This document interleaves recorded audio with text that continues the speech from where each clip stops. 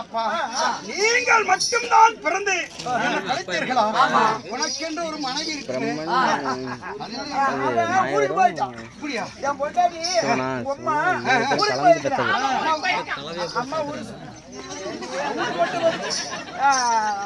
அதாவது உன்னை படைத்தவன் யார் என்று கேட்கிறாய். என்னோட புருஷன்.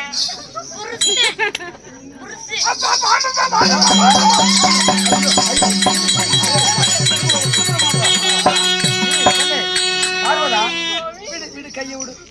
அம்மா பேச வேண்டாம். அம்மா தெரிஞ்சுக்கிட்டான். அம்மா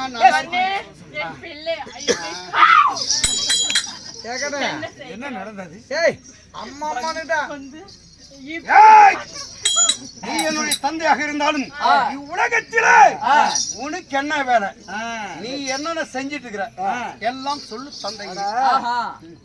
உனக்கு பசிக்குதா இல்லையாப்பா? பயங்கரமான ஆங்காரமான பசி. உலகத்தையே நாட்டு மக்களுக்கெல்லாம் படியளக்கு பொறுப்பை நான் ஏற்றுவனப்பா. படியளப்பது என்னுடைய வேலை. உணவளிப்பது எல்லாம் ஜீவராசிகளுக்கும் உணவளிக்கூடிய உன்னுடைய வேலை. உண்மையாக நிச்சயமாக சத்தியமாக சத்தியமா பீத்தல மேல சத்தியமா வெடி வெடி நாங்க கஷ்டப்பட்டு கூத்தாடி அந்த காசை கொண்ட போய் அரிசி வாங்க நாங்க திங்கிறோம். நீ படி அளக்கிறதுண்டா கொள்ளக்காரங்க நீ வெடி வெடி கூத்தாடின இல்ல. இன்னைக்கு ஆடின இந்த கூத்து மதிய வரைக்கும் உனக்கு இல்ல. சாயந்தரத்துக்கு மேல தானே வந்தது. ஊருக்காரங்க எல்லாம் அப்படி மூடு. ஊருக்காரங்க எல்லாம் கூத்தாடி போனது ஒண்ணு சொல்லி வரி வச்சு வட்டத்தை வச்சு கூத்து இன்னைக்கு 25,000 கொடுத்து சம்பளம் போட்டுக்கிறான். நீ ஏன்னா படி இழக்கிற? படி இழக்கல சொல்றிய. நீ கூத்தாடத்துக்கு வந்தாதான் படி இழக்கன்னு சொல்றிய. நீ வீட்டுல படுத்து ஊம்பி இருந்தா ஈசன் படி இழந்து இருப்பாருல.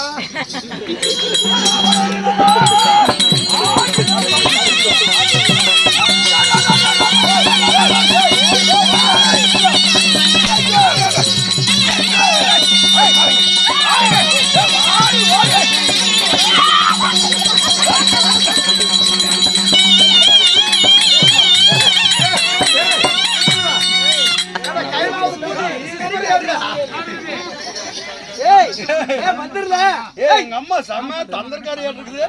பக்கத்துல ஓடி வந்து பணம் கொட்ட தலையா அம்மாவோட தெரியும். அம்மா அது கள்ளக்காய் விக்கிறவா? தூரமா 10 மாதத்திற்கு 12 மாசம் சுமந்து பெத்தடா. 2 மாசம் சேர்த்தியா? கை விட்டுறமா கை. அம்மா தாயே அப்ப தள்ளி நீ தள்ளிடு.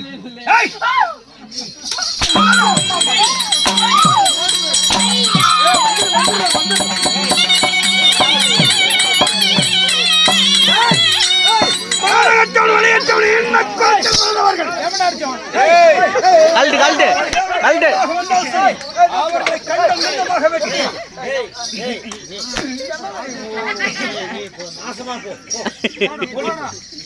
ஆமா அப்பா, எப்படி அவன் அடிக்கிற ஒவ்வொரு அடியும் இடிபோல் விழுகிறது.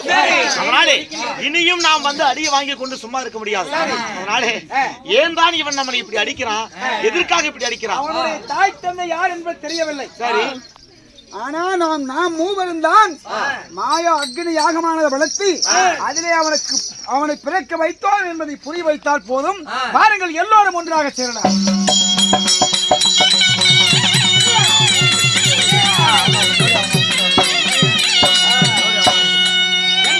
இருக்கிறது. தேவர்கள் அனைவருமே ஒன்றாக வந்திருக்கிறார்கள். எதற்காக வந்திருக்கிறீர்கள்? யார் நீங்கள்?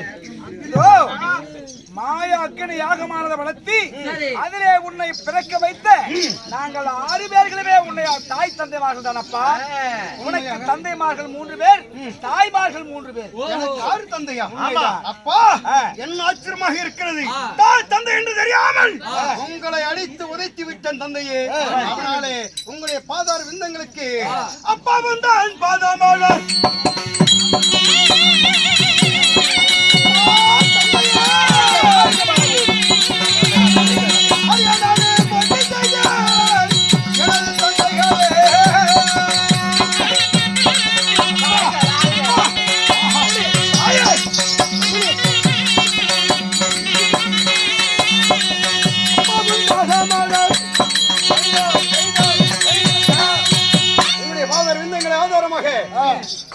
நான் சேமிக்கிறேன்.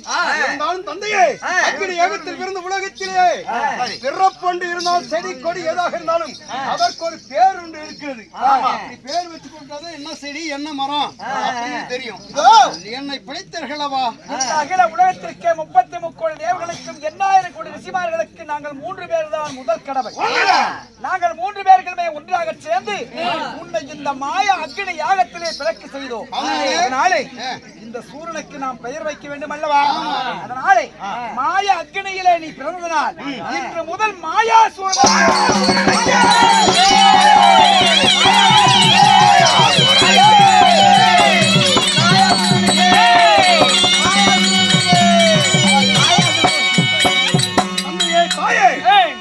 தேவர்கள் ஒன்றாக கூடி எதற்காக என்னை விழித்தீர்கள்? ஏன் என்னால என்ன நடக்க வேண்டும்? மாயாசுரா, இந்த மும்மூர்த்தி தேவனுக்கும் ஒரே ஒரு எதிரி இருக்கின்றான். அவன் பெயர் நாரதன். அதனாலே அந்த நாரதனை கொல்வதற்காகத்தான் இந்த மாய வேள்வியை உன்னை பிறக்க வைத்தோம். அதனால் புறப்பட்டு சென்று அந்த நாரதனை கொன்று கெட்ட தாய் தந்தருடைய மனதை சந்தோஷப்படுத்துவாயாக. ஆச்சரியமாக இருக்கிறது. ஒரு நொடி பொழுதிலே சென்று அந்த நாதனை கண்டதனை வெட்டி ஏடா பறக்கூடிய காக்க கரைக்கு இரையாக்கி வருகிறேன். ஆனால் ஒன்று இருந்தாலும் நீ நினைப்பது போல உலகத்திலே 1000 பேர் இருக்கலாம், 1000 விதமாக இருக்கலாம். நாரதன் சொல்றீங்களே, அவன் எப்படி இருப்பான்? உன்னை போன்ற வீர வீர புஜபல பராக்கிரம் பொருதியமாக இருந்திருந்தால் நீ அவனை எளிதிலே கொண்டு விடலாம். ஆனால் அவன் உடலில் பலம் இல்லை, அவன் புத்தியிலே பலம் வாய்ந்தவன். அவன் வீரம் மிக்கவன் அல்ல, அவன் விவேகம் வாய்ந்தவன். அதனாலே பாம்புக்கு பல்லுவதா விஷம்னா நாரதனுக்கு உடம்பெல்லாம் விஷம். கட்டுக்கட்டாக நீர் அணிந்திருப்பான், காவி வஸ்திரம் மேல்தரிப்பான். எந்நேரம் பார்த்தாலும் நாராயணா என்பதற்காக என் அப்பாவுடைய பெயர் நாமத்தையே சொல்லிக் கொண்டிருப்பான். அந்த நாரதன் பார்ப்பதற்கு பசு, ஆனால் அவன் செய்யக்கூடிய காரியம் ஒவ்வொன்றுமே விஷம் வாய்ந்தது. அதனாலே தந்திரமாக சென்று அவனை கொன்று நாங்கள் கொடுத்த காரியத்தை முடித்து வா. வெற்றி முனைக்கு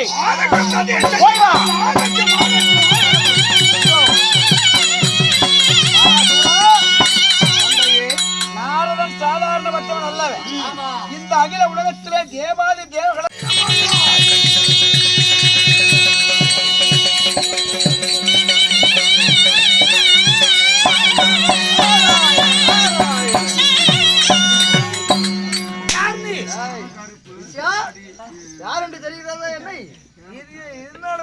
பார்த்தது இல்லையே. இவ்வளவு சஞ்சாரி ஆகிய நாரதர் தானப்பா.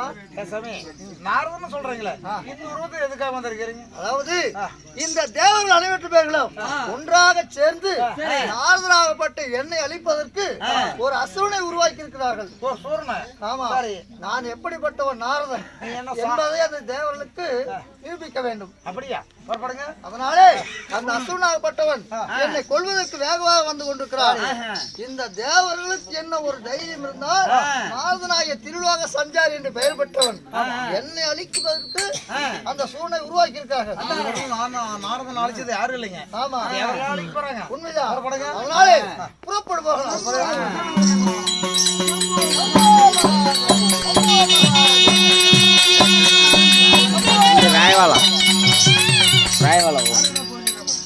ஆச்சரியமாக இருக்கிறது. இந்த மக்களாசி அந்த நாரம் எப்படி இருப்பான்? பச்சை அணி தோண்டு நாமம் போட்டுக்கிட்டு ஒட்டையை கட்டிக்கிட்டு கட்டை வச்சுட்டு வருவான். கவனமாக பாரு, அவன் ஒரே வைக்கதான் பேசுறது ஓடக்கூடாது. ஒரு 500 ரூபா கொடுக்க எதுக்குடா? கோயிலுக்கு கட்டுமானம் கொடுக்குறான். கோயிலுக்கு எதுக்கு நட்டு வச்சுற? காலையில வீரமாத்தி கடை வெட்டுறது கூட உங்களை வெட்டலாம். நாம வெட்டலாம். சார்பாங்க.